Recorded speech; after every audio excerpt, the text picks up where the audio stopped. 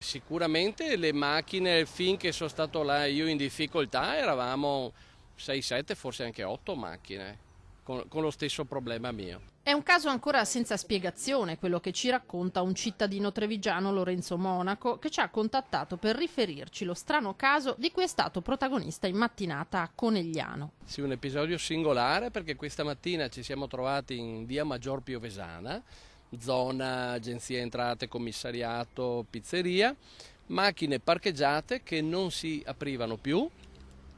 E a me personalmente, dopo aver estratto la chiavetta dal telecomando, ho aperto la macchina con grande soddisfazione, mi sono trovato che però non andava in moto.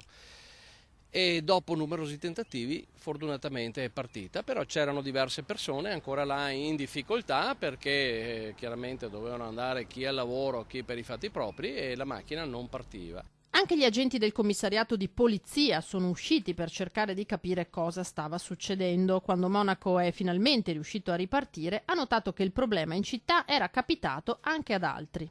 Allontanato dalla zona ho avuto modo di vedere altre persone che col telecomando tentavano di aprire le macchine.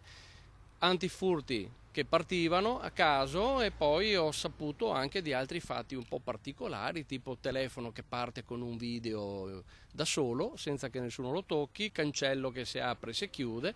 C'è chi ha raccontato lo strano caso anche su Facebook per capire quante persone oggi a Conegliano abbiano vissuto esperienze simili e provare a dare una spiegazione all'accaduto. Magari mi pare esagerato parlare di tempesta magnetica, però l'effetto era un po' quello, insomma.